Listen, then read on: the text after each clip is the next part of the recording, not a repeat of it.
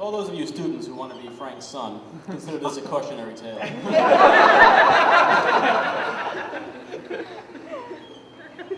Now, whenever I'm at printing industry trade shows, one question I'm inevitably asked is, where's the men's room? But on occasion, usually at cocktail parties and other dens of iniquity, like this, for example, I'm often asked, so what was it like growing up as Frank's son? Now, the answer to that question is typically protected by the doctor-patient privilege. And there's a reason why psychiatry is such a lucrative profession. But to answer that question in the only way that I can, I will say that I've never really thought of myself so much as Frank's son as version 2.0. You know, fewer bugs, more features.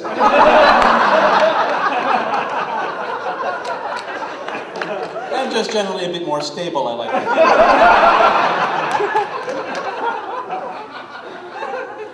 Now, growing up in his shadow was not easy. As some of you know, he cast rather a big shadow back then.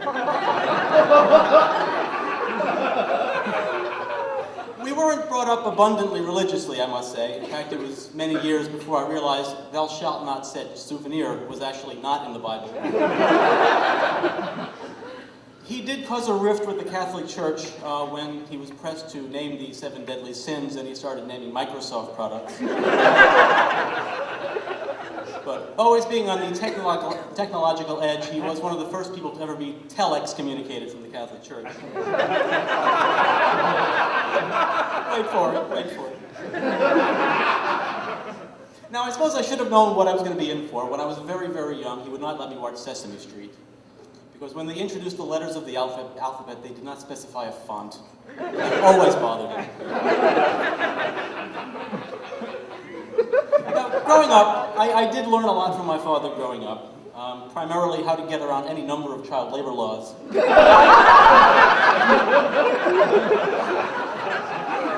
My brother and I were inevitably recruited to help out Dad with many of his business ventures. You know, I've had many bosses over the years who like to think of their employees as family. Well, he did them one better. He thought of his family as employees, which I guess just saves time in the long run. Also could explain his pathological desire for grandchildren.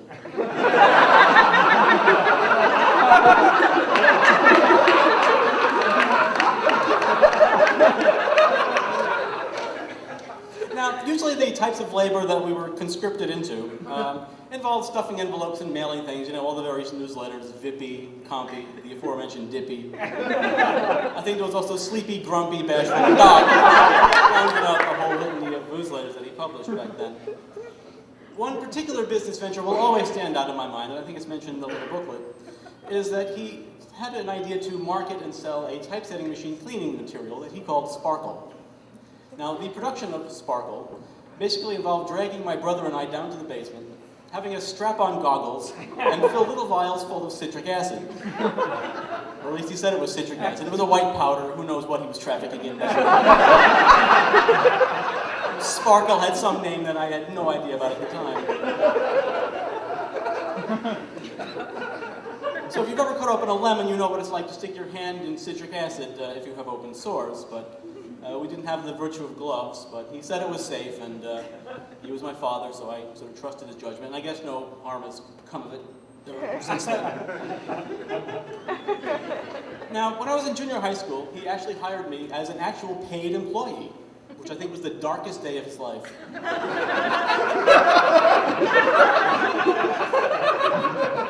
By then, Typewriter was in full swing, so I figured, as the boss's son, I'll get the plum job. Sweet nepotism. No, I showed up on my very first day, and he hands me a shovel and says, "There's an open septic tank in the backyard, fill it in." Thus was my introduction to the glamorous world of professional publishing. And actually, it hasn't really gotten much more glamorous since then. I ultimately did make it up the ladder. It was a little step ladder, but it was a ladder nonetheless, and I made it up there. And the great irony of my life is that when I was 12 years old, I was keyboarding press releases for Type World. Companies send press releases to the magazine, and we published them in the magazine. And of course, after that, I went to high school, graduated college, lived in New York City for many years, worked in Los Angeles, And about 4 years ago, I was 32, working for a magazine called Micro Publishing News. And I realized that what I did for a living was keyboard press releases for publication in our magazine.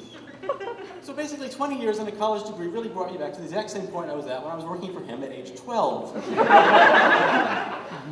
So I don't know if I was just ahead of my time or have just been in a rut for the past 2 decades. Now, living at home was not without its surreal moments. Some may call him Dada. I would call him Dada, because it could be a very Dada-esque experience living there sometimes. I do recall a time one morning, I was sitting at home eating breakfast, minding my own business, and the phone rings. I answered, and a familiar voice says, "I'm calling from a phone booth in New York City. Go to the bookshelf in the living room. On the second shelf, take the third book open it to the title page. There's a picture of a building. How many windows are on the second floor of that building?" So I counted up the damn windows in this thing and answered, "Thank you." Then he hung up. Who was that masked man? So my mother walks in and says, "Oh, who is that on the phone?" I said, "I'm not entirely certain. I may have just won a radio contest." I later found out that he had found the original Davini Press building, and he just wanted to make sure that it looked like what it looked like, because, as you know, he has this uncanny ability to home in on any old building or artifact from printing history, which is sort of not unlike his innate ability to home in on any Chinese restaurant in a 5-mile radius. You know, his built-in chow mein detector. In fact, once I think he got his wires crossed when he was sick or something. He ended up taking us all to a building where they printed Chinese menus. Everyone just horrible.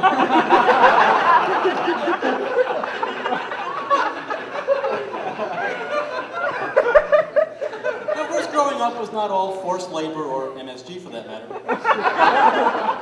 He did profoundly affect my interest in sports. For example, my favorite football team is the Philadelphia Eagles, because they're the only NFL team whose jerseys use a serif font on the back.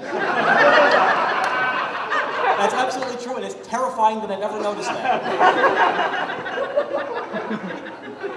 He also taught me a lot about computers, needless to say, which is where I learned how to curse profusely. And I was very, very surprised when he quickly adopted Apple's wireless networking technology. Him? Use something called Airport? I expected him to wait for train station to be developed. Imagine how slow email would be. Now, of course, it's easy, and we've all made fun of the whole Amtrak flying thing, but he probably has the right idea, as my brother could tell you, who's been trapped in the airport for 6 hours. But especially after 9/11, you know, it's very hard to hijack a train. And of course, the terrorists know that, in terms of sheer terror, you can't beat Amtrak. Now, I have a note here from the president of Amtrak. He sent you a note congratulating you on your retirement. Actually, he sent it a month ago, but it just arrived this morning. The president of Amtrak writes, "Dear Frank, thank you, thank you, thank you, thank you, thank you, thank you, thank you, thank you, thank you, thank you, thank you, oh, thank you." Now,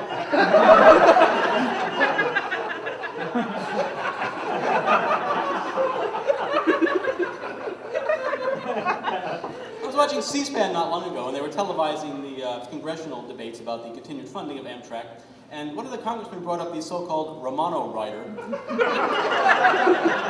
which stipulates that if Frank Romano does indeed retire and ceases his hectic traveling schedule, that Congress will immediately cut off all funding for Amtrak, since they cannot possibly make up the difference. So although I join everyone here in congratulating you on your many years of service to this institution, and whatever other institutions you may have been providing service to, and wish you the best of success in your retirement, perhaps we shouldn't let too many people know about it for Amtrak's sake. So good luck, and thank you all.